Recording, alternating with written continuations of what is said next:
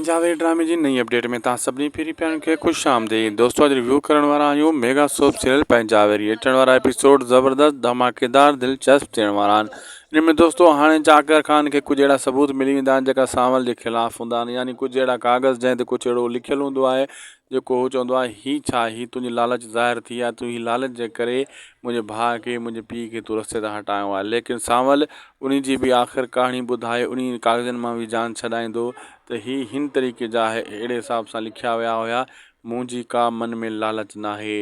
होॾां ॾेखारे वेंदो रुंडे ऐं जाबर जो जेको ठाह आहे इहो नेठि हिक ॿिए खे गार गंद ॾेई ॾेई विड़ी विड़ी नेठि इहे ठही वेंदा।